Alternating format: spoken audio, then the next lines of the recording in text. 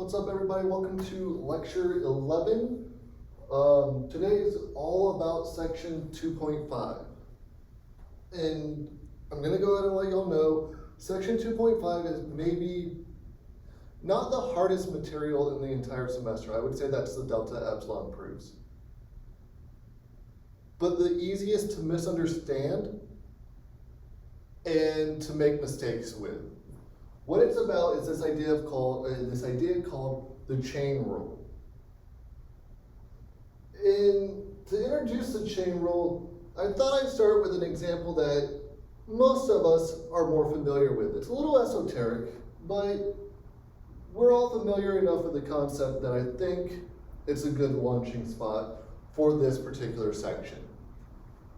So let's imagine we're driving along and we measure that you can measure our distance as a function of time with this function f of t. So t is time, m is the number of miles traveled. Well, we know that the derivative of that thing, because of the last lecture, is going to give us miles per hour. It's our velocity, right? So the derivative of f of t with respect to t is going to be the velocity, or in this case, it's going to tell us how fast we're going miles per hour. That's not what we want to know. Let's say we're in Europe and we're like, oh man, I don't know metric. This speedometer is weird. How do I relate this to what I know? Well, you can relate it by starting with the transformation from miles to kilometers. So we're going to have this other function, g of n, which takes in miles and it spits out kilometers. Well, most of us by now, having gone through high school and all, recognize that this function, g of n equal to k, all it is it's taking 1.609 and multiplying it by m, miles, to spit out kilometers. It's just a conversion rate, right? So that 1.609 is the number of kilometers that exist in a single mile. So like I said, just a conversion.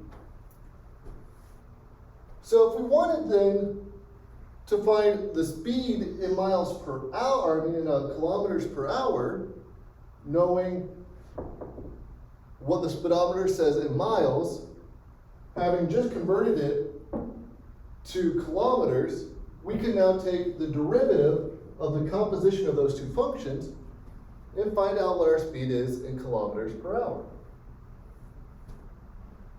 Now again, most of us would know that, or from high school would have put together by now, this is just a related rate, right? Like this is just rate conversion stuff. We're going from miles per hour to kilometers per hour. So we need to multiply miles per hour by the constant with dimension k over miles, or kilometers over miles. That constant, we just said, was 1.609. Now I ask, coming back to this idea of the derivative down here, what is this thing, and how does it relate to this thing? See, this thing has the dimensions k over miles, right? So k over n. And this thing, well, it had the dimensions miles over hours.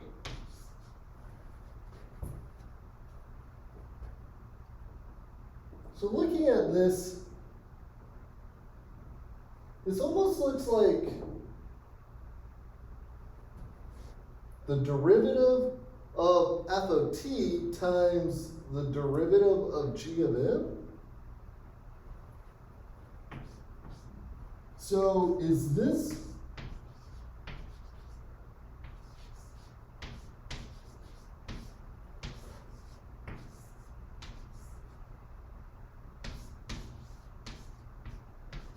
what the chain rule is then? Because what the chain rule is going to be about is how you take the derivative of a function inside of a function, or The derivative of the composition of functions is what I'm trying to say. Because look at what we got over here. We're taking the derivative of g composed with f of t, so g of f of t. And over here we're getting the derivative of g with respect to m times the derivative of f with respect to t. Excuse me. That's interesting. Because it's almost like you're taking the derivative of both individual functions and just multiplying those together. Which, if you think about it, would kind of make some sense, wouldn't it? If you have a function inside of another function, you want to know how the two are going to change relative to each other, or relative to your variable.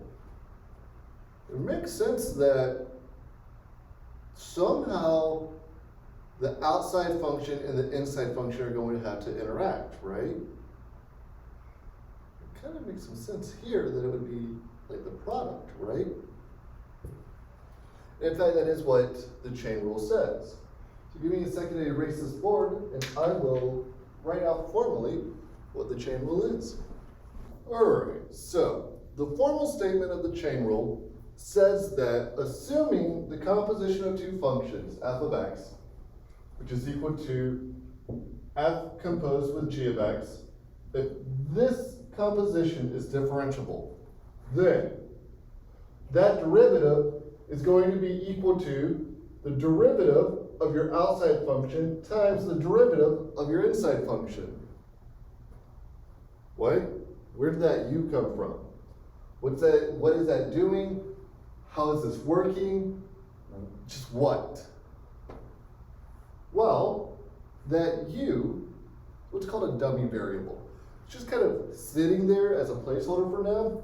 You'll see why in a second, because we're going to go over a couple examples of these. But what the main idea is going to be is that you're going to have this function, and you're going to be able to decompose it into two other functions.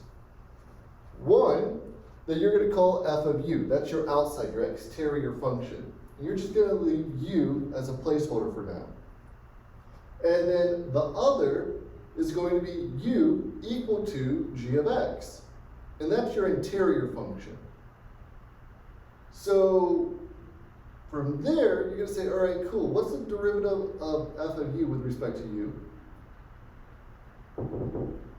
What's the derivative of g of x with respect to x? Put them back together, or well, multiply them together. And then, once you go through the entire process, and you've simplified it as much as you can, then you're going to plug g of x back in for u. And that's it. It's pretty much all it's going to be. So let's see how that works with an example. All right, so for our first function, we're going to start off with this function here, e raised to the cosine of x. So the first thing we need to do is identify what our interior and our exterior function is. So what I'm saying is, we've got this idea of two functions being composed together. For those who don't know, this circle, this open circle, what it means is the composition of two functions. So in other words, it is this thing. F with g of x inside of it, right?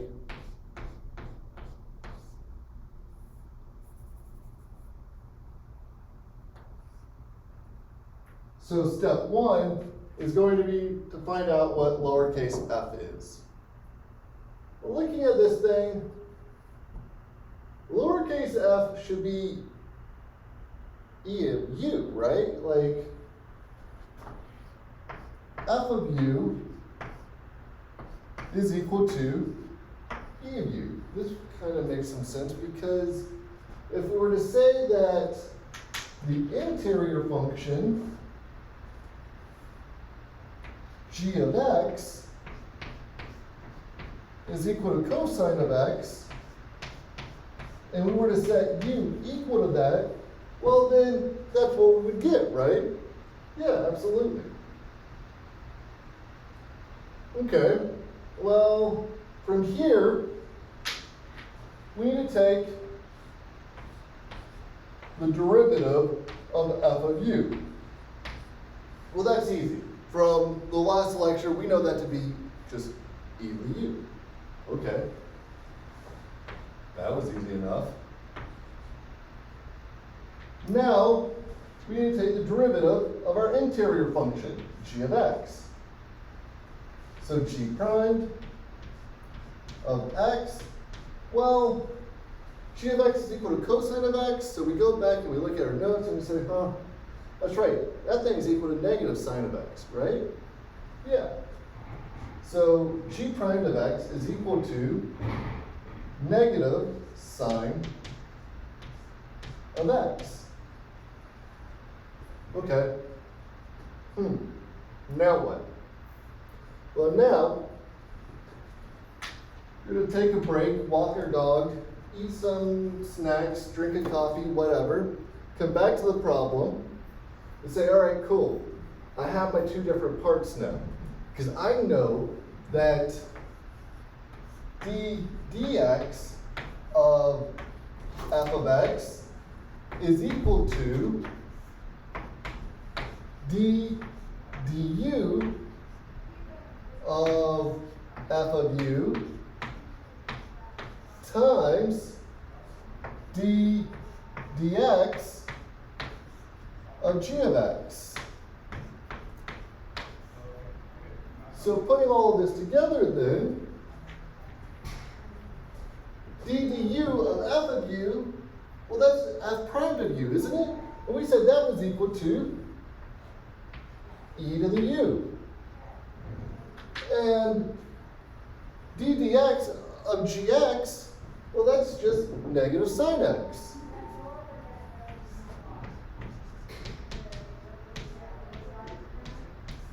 So after some rearrangement, we get that this thing is equal to negative sine of x times e to the u. But wait, we're not done just yet. We need to replace that u, right? And we started off by saying that u, that interior function, is equal to cosine of x. So all of this comes out to be negative sine x negative sine x quantity times e to the cosine of x. And that's it. So taking the derivative of the composition of functions just requires you to take the derivative of the interior and multiply it by the derivative of the exterior. And that's really all it is. Having said that, we're going to look at a couple examples today. I think this is a really good section to just cream through a bunch of examples, because it's a good opportunity to practice those other rules as they show up. So let's look at another one. For this next example, I thought it would be a good idea to keep things general. So it's going to be a little abstract. But what we're going to end up doing is proving the general power rule. So we're going to start off by saying, let's imagine that our function, capital F of x, is equal to some inner function raised to a power p. Now let's say we want to take the derivative of this thing. So we're trying to find dx of capital F of x. Well, it's going to help to identify your exterior function, f of u, to be equal to u raised to the p. And your interior function, g of x, is just g of x. We're saying that's what u is equal to. We don't know what g of x is. Meh. So when we take the derivative of it, it's just going to be g prime of x. That's just how we're going to leave it. In other words, d dx of g of x, we're just going to leave as g primed of x. That's just for convenience. Notation, really, to be thorough. Now, for this next part, we're going to come back up to f of u and say, well, d du of that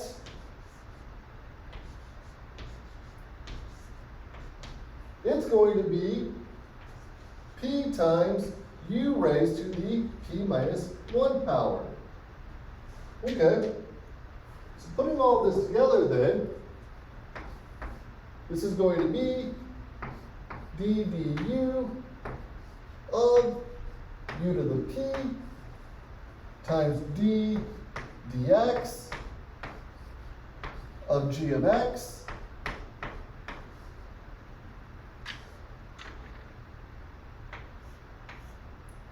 and it's going to come out to be p times u raised to the p minus 1, that's this first derivative, times g prime of x. Well, hey, we said u is equal to g of x. So we can rewrite this further as p times g of x raised to the p minus 1 power times g primed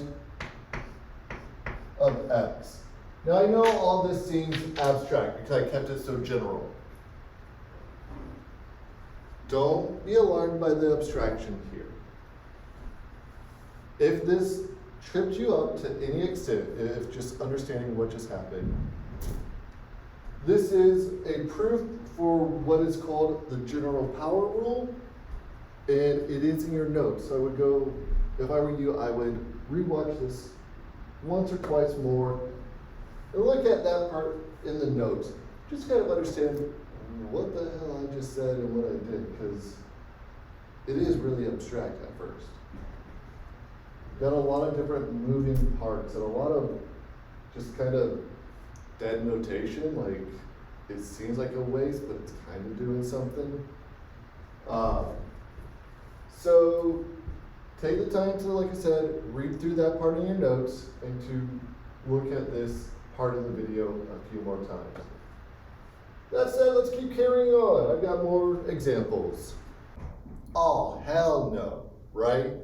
And that's what that looks like at first. It's not that bad though, I promise. So first, step 1, identify your exterior and your interior function. Take a second to think about that. Our interior function, I think, would make sense to call g of x, and to say our interior function is x squared minus cosine of x plus 3. That makes sense. So cosine squared minus cosine of x plus 3. Ja, it's looking good. It's a Guten problem, Ja. I don't know what that was. I'm sorry. Go ahead and laugh at me. Okay. So the exterior function then, which we're going to call f of u, that must just be u to the 4th. But in order for those two things to be true, we know a couple things, right? We know that, or since those two things are the case, we know that the derivative d du of f of u, well, it's going to be equal to 4 times u raised to the 3rd power And we know that d dx of g of x, so the derivative of our interior function, is going to be equal to 2x plus sine of x, and the derivative of 3 is just 0. So, putting all of this back together, d dx of f of x is equal to d du of f of u times d dx of g of x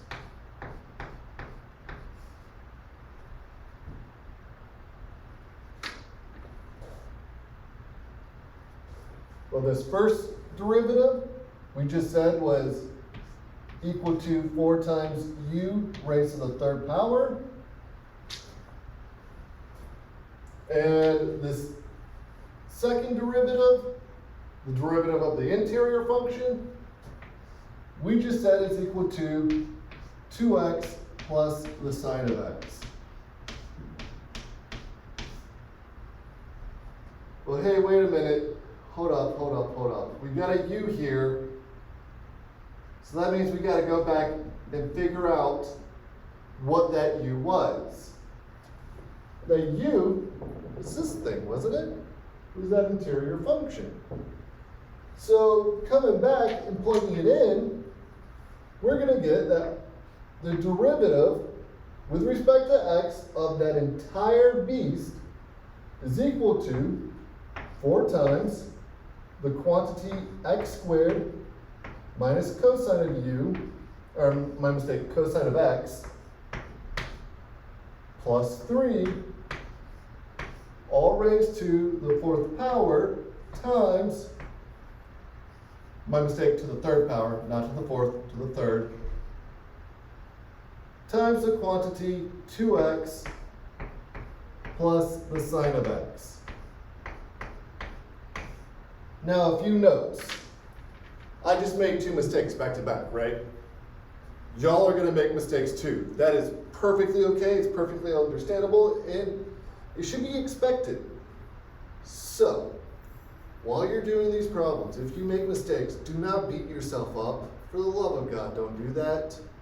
It makes no sense. You're learning the material. I have been studying this since 2007. Before 2007. I've been studying it since 2006, 2005, 2006, somewhere in there. I know this stuff inside and out, and I still make mistakes. Y'all are going to make mistakes too. That's okay. Do not let it beat you up, though. Don't.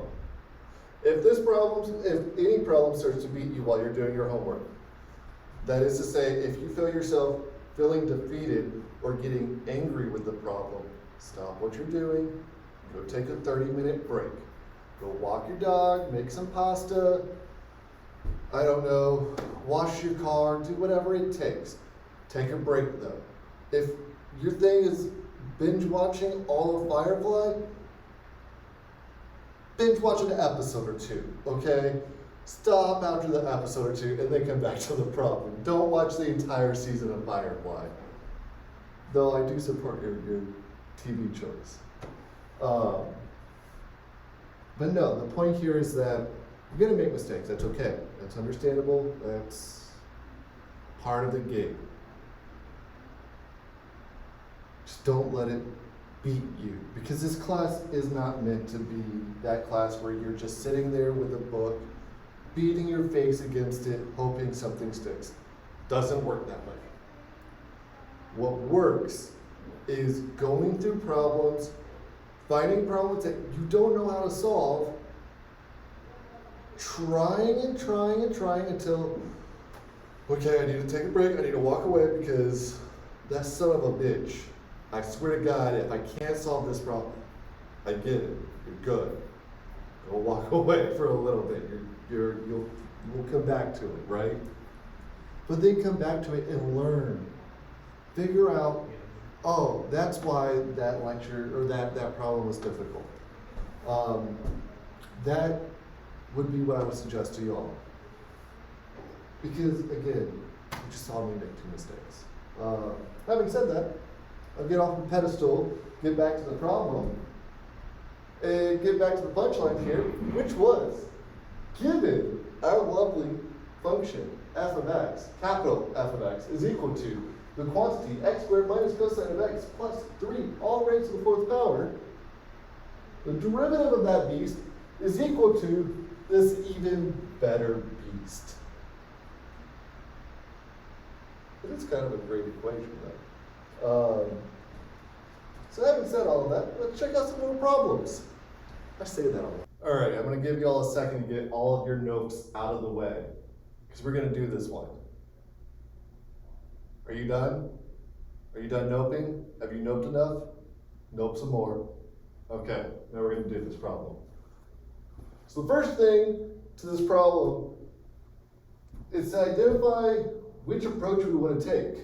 Because there's 2 different methods we could use. We could use the quotient rule, where your top function is a constant. Okay, we could go that route. Or we could go another route. A slightly nicer route. We could recognize that this is equal to the tangent of x raised to the negative 1/2 power. Okay, that looks reasonable.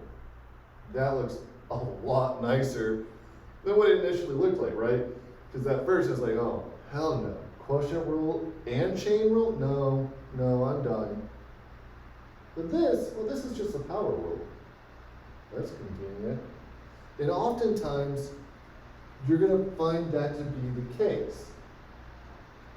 When you have functions dividing, right? When you have those rational functions, you're oftentimes going to find that you can turn it into a product rule and a power rule, or some combination therein with a combination of chain rule. And there will be tricks like that that you can take advantage of. But looking at just this, it's kind of obvious what our exterior function is, right? It's going to be lowercase f of u is equal to u to the negative 1/2 power. Which means the derivative of that thing, du of lowercase f of u, well, that's going to be equal to negative 1/2 times u to the negative 3/2 power.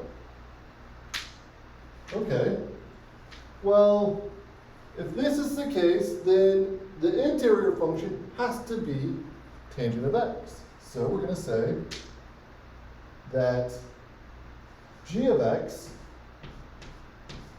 is equal to tangent of x. And that is what u is equal to, right? So d dx of g of x, it's going to come out to be secant squared of x. Cool. That's great. That's convenient. Let me actually change the color of this. No, I'm not going to change the color of that. I'm going to rewrite it though. dx of g of x is equal to secant squared of x. I was going to try to keep this color coded with that, but that was going to require me to erase a lot, so we're not going to do that. But we are going to put all of this back together. d du of f of u, we just said is equal to -1/2 u raised to the -3/2 power. And d dx of g of x, we just said is equal to secant squared of x. So now, combining all of this, all we're going to need to do is drop the parentheses and swap out what u is.